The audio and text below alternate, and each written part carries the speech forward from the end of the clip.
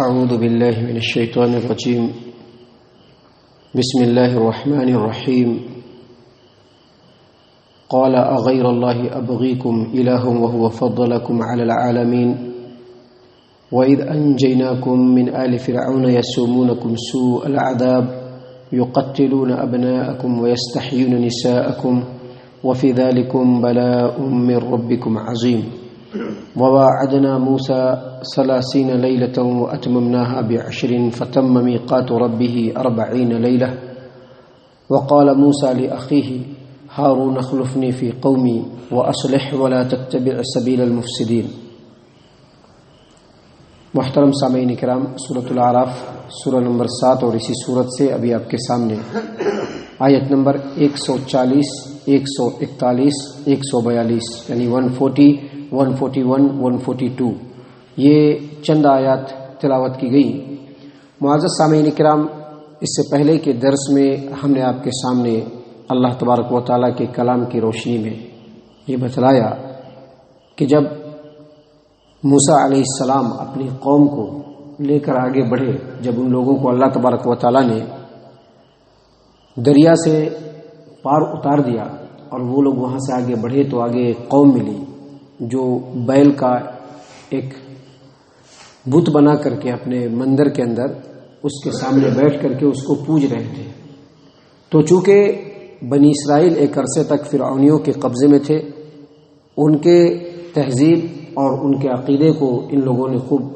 نزدیک سے دیکھا تھا اور کسی حد تک اس کی طرف مائل بھی تھے۔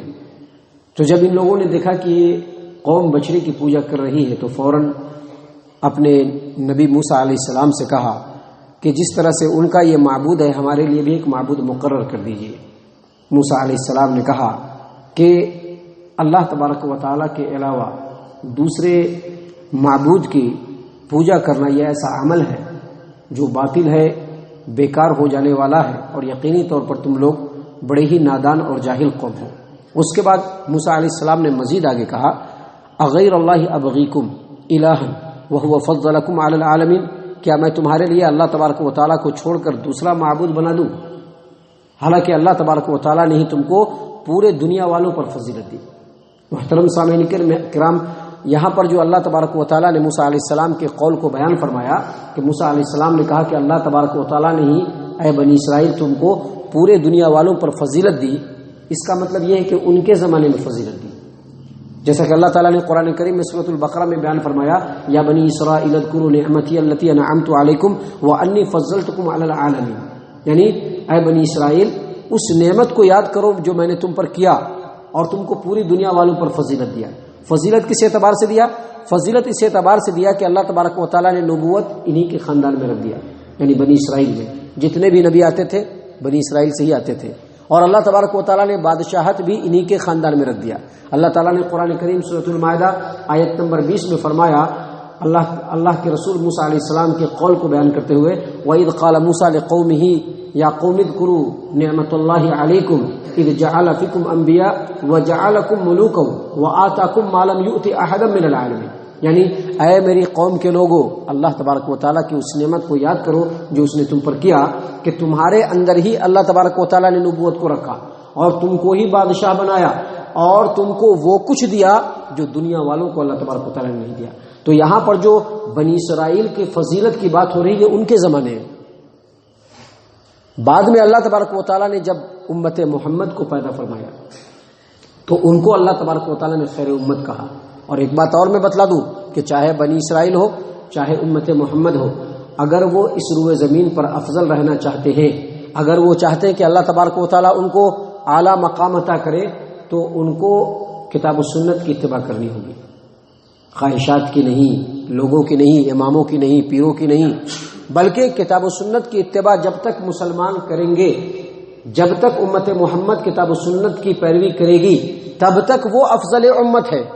اور جو قوم بھی اللہ تبارک و تعالیٰ کے بتائے ہوئے اصولوں سے ہٹ کر دوسرے اصول کے مطابق اپنی زندگی گزارے گی وہ کبھی بھی خیر امت نہیں ہو سکتی ہے۔ تو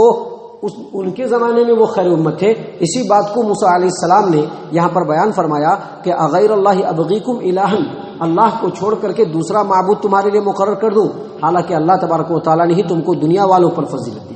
محترم سامعین کرام، آگے مزید موسیٰ علیہ السلام نے فرمایا، آگے مزید اللہ تبارک و تعالیٰ نے فرمایا وَإِذْ أَنْجَيْنَاكُمْ مِنْ آلِ فِرْعَوْنَ يَسُومُونَكُمْ سُوءَ الْعَذَابِ يُقَتِّلُونَ أَبْنَاءَكُمْ وَيَسْتَحْيُونَ نِسَاءَكُمْ وَفِي ذَلِكُمْ بَلَاءٌ مِّن رَّبِّكُمْ عَظِيمٌ۔ یعنی اللہ تبارک و تعالیٰ فرما رہے ہیں کہ موسیٰ علیہ السلام نے کہا کہ اس وقت کو یاد کرو کہ جب ہم نے تم کو فرعونیوں سے نجات دلایا، حالانکہ یہی فرعونی تم کو بڑا برا اور سخت ترین عذاب چکھایا کرتے تھے، اور وہ لوگ تمہارے بیٹوں کو قتل کر دیتے تھے، تمہاری بیویوں کو اور عورتوں کو زندہ رکھتے تھے۔ وفی ذلکم بلاء من ربکم عظیم، اور اس میں اللہ تبارک و تعالیٰ کی طرف سے تمہارے لیے بڑی آزمائش تھی۔ یاد رکھیے، انسانی زندگی میں انسان کے ساتھ آزمائشیں دو طریقے سے آتی ہیں، ایک تکلیف کی آزمائش ہوتی ہے اور ایک فراوانی اور اچھائی کی آزمائش ہوتی ہے۔ تکلیف کی آزمائش تو انسان برداشت کر لیتا ہے اور اس میں کامیاب بھی ہوتا ہے، لیکن کسی انسان کو اللہ تبارک و تعالیٰ نعمت سے آزما لے، کسی کو اللہ تبارک و تعالیٰ آشائش سے آزما لے، آرائش سے آزما لے، دنیا کی نعمتیں دے کر کے آزما لے، مال و دولت کی ریل پیل دے کر کے آزما لے، تو عموماً انسان اس میں بالکل ناکام ہو جاتا ہے۔ بنی اسرائیل بھی ناکام ہوئے، اور خود صحابہ کرام رضی اللہ عنہم اجمعین کا کہنا ہے کہ نبی صلی اللہ علیہ وسلم کے زمانے میں ہم لوگوں کو تکلیفوں اور مصیبتوں سے، صعوبتوں سے، پریشانیوں سے آزمایا گیا تو ہم لوگ 100% کامیاب ہوئے، لیکن جب ہم لوگوں کو مال و دولت اور دنیا کی نعمتوں سے آزمایا گیا تو ہم لوگ 100% کامیاب نہیں ہو سکے۔ تو اللہ تبارک و تعالیٰ نے یہاں پر بیان فرمایا کہ بنی اسرائیلیوں کو جو فرعونیوں نے مختلف طریقے سے عذاب اور تکلیفوں میں مبتلا کیا، یہ بھی اللہ تبارک و تعالیٰ کی طرف سے ایک بڑی آزمائش تھی۔ اس کے بعد اللہ تبارک و تعالیٰ آگے فرماتے ہیں وَوَعَدْنَا مُوسَىٰ 30 لَيْلَةً وَأَتْمَمْنَاهَا بِعَشْرٍ فَتَمَّ مِيقَاتُ رَبِّهِ 40 لَيْلَةً۔ ہم نے موسیٰ علیہ السلام سے 30 راتوں کا وعدہ کیا، 30 راتوں کا وعدہ کیا، وَأَتْمَمْنَاهَا بِعَشْرٍ فَتَمَّ مِيقَاتُ رَبِّهِ 40 لَيْلَةً، اور 30 راتوں پر مزید 10 راتوں کا اضافہ کیا تو وہ 40 راتیں ہو گئی، 40 راتیں ہو گئی جس کا وعدہ اللہ تبارک و تعالیٰ نے ان سے کیا۔ یعنی یہاں پر اللہ تبارک و تعالیٰ یہ بیان فرمانا چاہ رہے ہیں، اللہ تبارک و تعالیٰ کے کلام کی منشا اور مقصد یہ ہے کہ اللہ تبارک و تعالیٰ فرما رہے ہیں کہ جب بنی اسرائیلیوں کو اللہ تبارک و تعالیٰ نے فرعونیوں کے غلامی سے آزادی دلا دی، جب یہ لوگ آزاد ہو گئے تو اب ان کو یوں ہی جانوروں کی طرح سے نہیں رہنا ہے، بلکہ دنیا کی زندگی گزارنے کے لیے ان کو ایک اصول کی ضرورت ہے، ایک ضابطے کی ضرورت ہے، ایک رول کی ضرورت ہے، ایک قاعدے کی ضرورت ہے۔ اور وہ قاعدہ کہاں سے آئے گا؟ اللہ تبارک و تعالیٰ کی طرف سے آئے گا،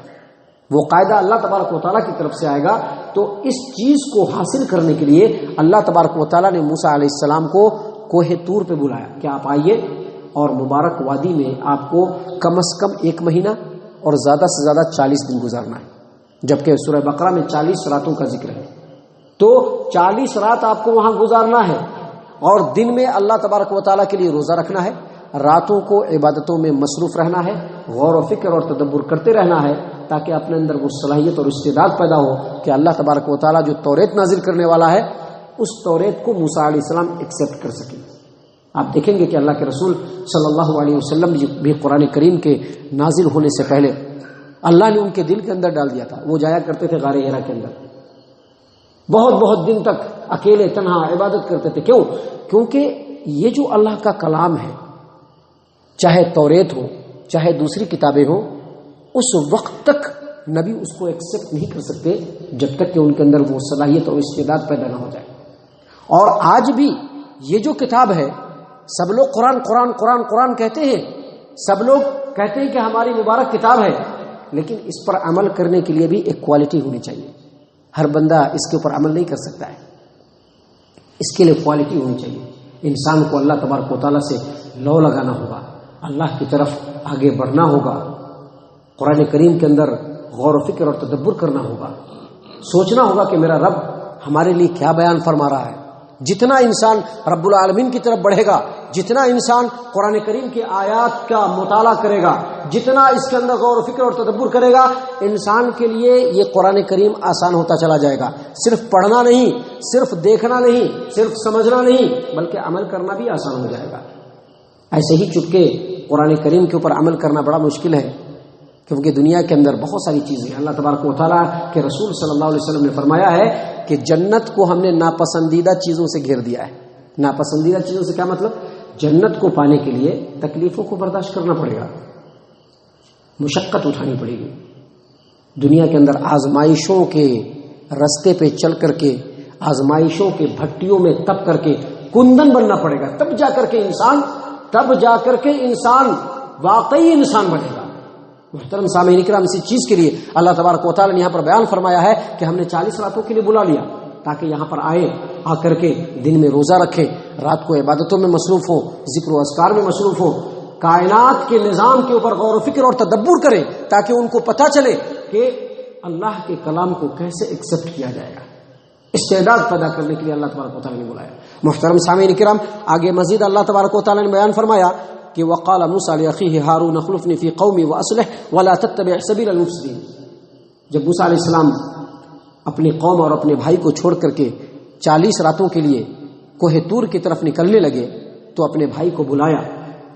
چونکہ اللہ نے ان کو نبی بنا دیا تھا، ہارون کو بھی اپنے بھائی کو بلایا اور کہا کہ میں تو اب جا رہا ہوں اللہ تبارک و تعالیٰ کے حکم سے، اب میرے پیچھے میری قوم ہے، میرے قوم کے اب تم ذمہ دار ہو، میرے تم اب خلیفہ ہو۔ اور چونکہ موسیٰ علیہ السلام اس قوم کی متلون مزاجی کو جانتے تھے، ان کے کمزور عقیدے کو جانتے تھے کہ عقیدہ بڑا کمزور ہے ان لوگوں کا اور ان لوگوں کا مزاج ہمیشہ بدلتا رہتا ہے، چونکہ ابھی دیکھیے ابھی اللہ تبارک و تعالیٰ نے فرعونیوں سے نجات دلایا، رستے میں دیکھا لوگوں کو شرک کرتے ہوئے، بچڑے کی عبادت کرتے ہوئے، فوراً کہا کہ ہمارے لیے بھی معبود مقرر کر دیے۔ تو یہ متلون مزاجی سے موسیٰ علیہ السلام بخوبی واقف تھے، لہذا چلتے چلتے اپنے بھائی کو نصیحت کی کہ دیکھو میری غیر موجودگی میں اگر میرے قوم کے لوگ کوئی گڑبڑ کرے تو اس کو روکنا، اس کو درست کرنا، ان کے چکر میں پڑ کر کے جیسا وہ کر رہے ہیں ویسا مت کرتے لگ جانا، بلکہ ان کی اصلاح کرنا اور فسادی لوگوں کی اتباع کبھی بھی نہیں کرنا۔ دیکھیے اللہ تبارک و تعالیٰ فرما رہے ہیں وقال موسیٰ لأخیہ ہارون اخلفنی فی قومی واصلح ولا تتبع سبیل المفسدین، اور موسیٰ علیہ السلام نے اپنے بھائی ہارون سے کہا کہ میری قوم میں میرے بعد تو میرا خلیفہ بن جا اور میری قوم کی اصلاح کرتے رہ، ولا تتبع سبیل المفسدین، اور فسادی لوگوں کی اتباع مت کرنا۔ محترم سامعین کرام، موسیٰ علیہ السلام نے جو خدشہ اپنے دل کے اندر پایا تھا ویسے ہی ہوا۔ موسیٰ علیہ السلام ادھر 40 راتوں کے لیے گئے اور ادھر ان کی قوم کے لوگوں نے گائے کی پوجا کرنا شروع کر دیا۔ آگے کیا ہوا اللہ تبارک و تعالیٰ نے آگے بڑی تفصیل سے بیان فرمایا ہے، جو کل اور کل کے بعد کے دروس میں آپ کی خدمت میں پیش کیا جائے گا۔ اللہ تبارک و تعالیٰ سے دعا ہے کہ اللہ تبارک و تعالیٰ ہم تمام کو ان باتوں کے اوپر غور و فکر اور تدبر کرنے کی توفیق عنایت فرمائے، ہم تمام کو رب العالمین صحیح معنوں میں مومن اور مسلمان بنائے، جنت الفردوس میں جگہ عطا فرمائے۔ اے اللہ ہم تمام کو جہنم سے پناہ دے، اے رب العالمین ہم تمام کو جہنم سے پناہ دے، اے مالک الملک ہم تمام کو جہنم سے پناہ دے، آمین یا رب العالمین۔ وما علینا الا البلاغ المبین۔